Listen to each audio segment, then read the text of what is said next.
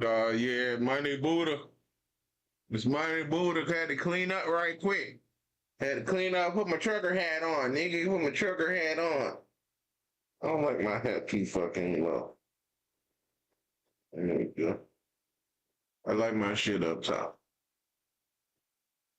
Right.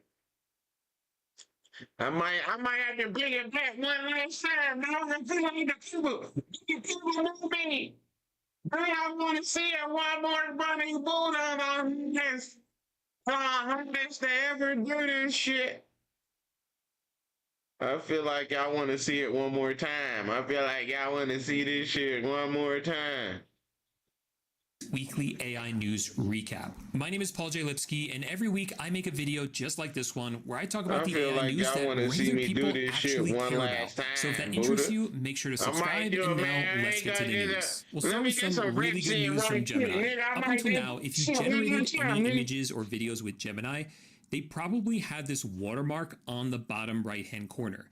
Well, that's changing right now. Gemini is rolling out a new setting that lets you decide whether your images, videos, and music carry this watermark. So here, for instance, on my free Gemini plan, I asked it to create this image for me, and there's no watermark. Now, interestingly, Google has said that this should be a setting that we can toggle on or off. I don't see that anywhere. It's just off for me, and it's not creating any images with watermarks. And I don't know who would turn it on, but allegedly there's supposed to be a setting somewhere at some point where if you wanted to, you could turn it back on. Importantly though, this does not remove Google's invisible watermark, which is called Synth ID. Those will remain embedded in the image, but the visual watermarks will be removed. So if you download this image and then upload it back into Gemini and ask, is this AI generated or does this have a Synth ID?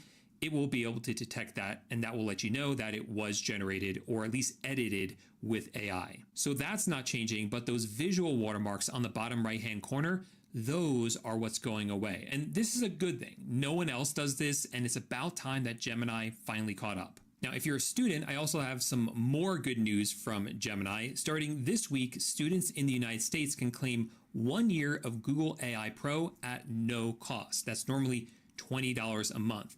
And that includes a lot of benefits. You get Gemini, Gemini Spark, Gemini inside Gmail, 5 terabytes of storage, and Google Health Premium, all for free. If you want to grab that deal and you are a student, you can just come over to this URL right here, one.google.com/AI student. And right here, you see it is $0 a month. If you're not a student, I wouldn't suggest you even try to grab this deal because they have some sort of verification to make sure you actually are a student. If you're outside the United States, you can claim instead 1 year of Google AI Plus at no cost.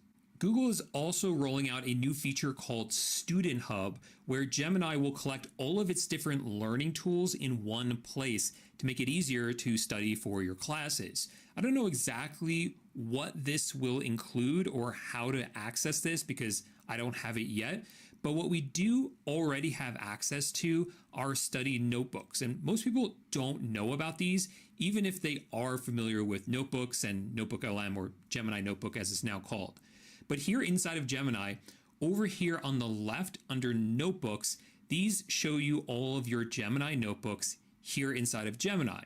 But if you click on new notebook from within Gemini, you will see an option here for a regular notebook, which is organize your ideas. And they have this new one called study and learn. And you can set up these notebooks as a learning guide that will quiz you and keep track of your progress. Here, for instance, I created one for an AP physics class. And if you scroll down here, the first thing you can do is personalize your learning by taking a diagnostic quiz. This will kind of get a baseline for how much you already know. And then based on that, it will give you these different study guides. You can read through the material. It gives you diagrams sometimes. And then you can come down here to take a quiz based on that lesson. So you can make sure that you're actually learning and retaining that information. And then if you go back to the notebook, you can get re-quizzed on these topics over and over again to make sure that they actually stick. I think it's a very, very useful tool for anyone who's a student. I'm sure that's going to make up a large part of that new Student Hub. So yeah, if you're a student, definitely take advantage of the fact that this is going to be free for you, and it's going to include a ton of resources to help you stay on top of your studies.